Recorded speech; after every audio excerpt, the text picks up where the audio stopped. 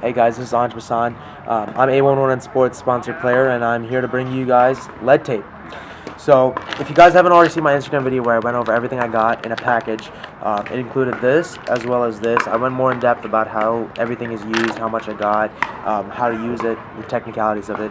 But right now today I'm going to cover about how to put lead tape on your paddle and where all to put it to utilize different types of abilities on your paddle. And as you can see, this paddle right here is new. The lead tape is new. This entire pack is new. But for the primary examples, I'll be using not this one. I'll be using this one right here because these are smaller. These are much easier, in my opinion, to use and show off. So I'm going to be using these right here. So this is a new paddle, obviously. It's came fresh out of the box today. It's got still even got the plastic wrap on it, so I'm not gonna take that off just for the video. But right in here we have the paddle, which is elongated. It's a Zenith C7. It's on A11 Sports. You can check out their website, and you'll see their paddle on there. The C7 is my personal favorite because it's really compact. It's nice. It's thermoform too. So is the C8, but this one really gives a lot of spin, a lot of power, a lot of reach too because it's so elongated. So I really like that about it. Now let's get to the lead tape of it. First thing I would say is a lot of people, when I've noticed, they put on lead tape. I personally don't put on lead tape because this is already heavy enough for me at 8.1 ounces, I believe. The lead tape right here, this is really good for controlling different things and different elements on your paddle. And so the first area I'll show you is down at the throat, or the neck as we call it. So right here is where I've seen a lot of good players that prioritize control will put it on their bottom throat right here. So if you put a lead tape right here, it'll help a lot more with control because a lot of the weight will be shifted towards your paddle handle, so you can control the shots a little bit more. You'll get that extra reach, that extra pop. Pretty much you'll be able to control it a lot better if you keep it towards your throat.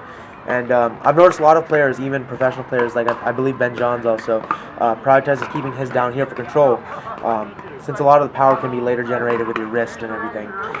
So this is usually, if I was putting on lead tape, I would recommend putting it on right over here, where I think it's going to be most useful. Another thing to that as well too is I've seen a lot of people also stick lead tape down towards the handle. To be honest with you, I don't understand why people do that. I believe it's because they want to make the entire paddle heavier and kind of balance out the paddle weight, especially if there's a lot of weight towards the end of it, where maybe it might be harder to swing it. It'll feel more like a tennis racket with that extra lag that you have. So I can understand that's maybe why people put in the handle. I'm not quite sure on that, but I personally wouldn't recommend putting on the handle unless your paddle is completely lopsided, in which case I'd recommend just buying a whole different paddle. Another big thing I'll say is the paddle works really, really well if you put it up here because this gives a lot of power to it. So if you distribute the weight, so as I said, right down here for control, and then right up here for power, it'll help give an all-around thing, all-around ability to the paddle to have good control as well as good power, because putting lead tape up here adds extra power to the paddle. So when you have extra power up here, you can help slap the ball a little bit more. The putaways are more put-away-ish, and you can kind of end the ball a lot quicker, especially on putaways, because the ball will fly a lot faster since this will generate a lot of power over here. One really good thing about putting up over here is that extra motion of the swing. It'll follow through because it's kind of like you're swinging something with a weight on the end. It'll kind of fly all the way. And so that's kind of what I like about putting weight at the end. I've played with a lot of friends' paddles that have weight at the end, and the pop on it, the wrist flick that you can do is just, it's tremendous. So it does make a huge difference to put lead tape up top too. Now I'll cover in the middle as well too. I've seen a lot of people put it on the side right here, which I'm not a huge fan of.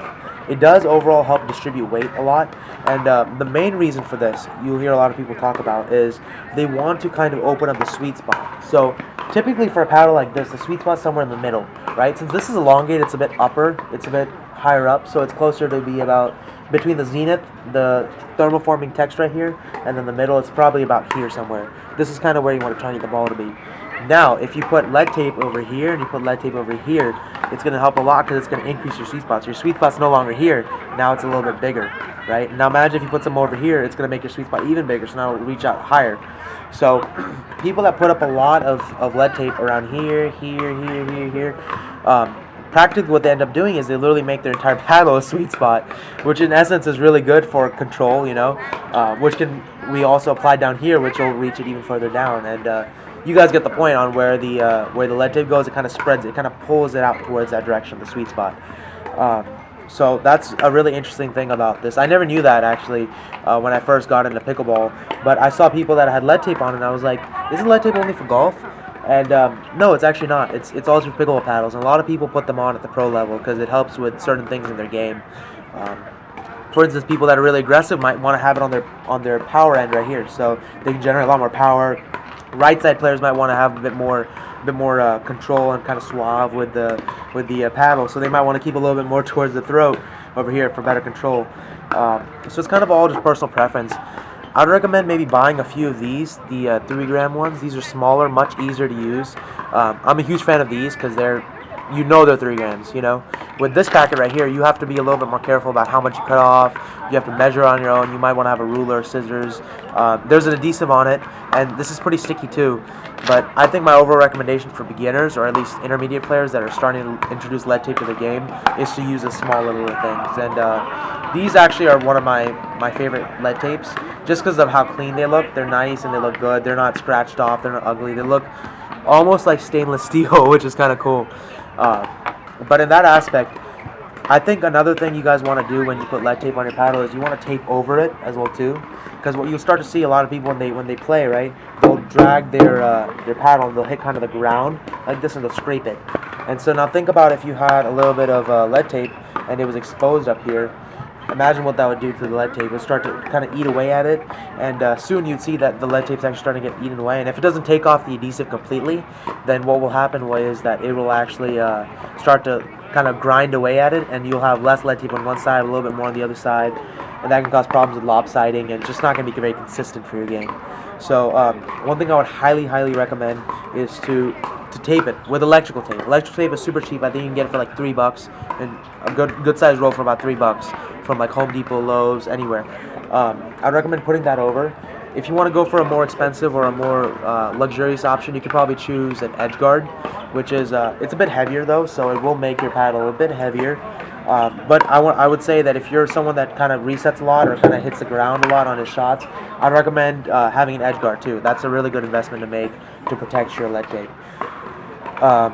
In those regards, I think I pretty much covered everything you need to know about lead tape. If you guys have any questions, let me know down in the comments. This paddle, you can find this on A109 Sports website. It's the Zenith C7 is the one that I use. It's elongated.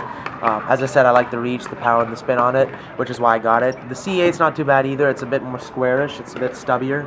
But overall, I'm a huge fan of this paddle. It's got great control, got great feel, and I mean, I love it. It's overall just a great paddle. So I'll see you guys in the next video.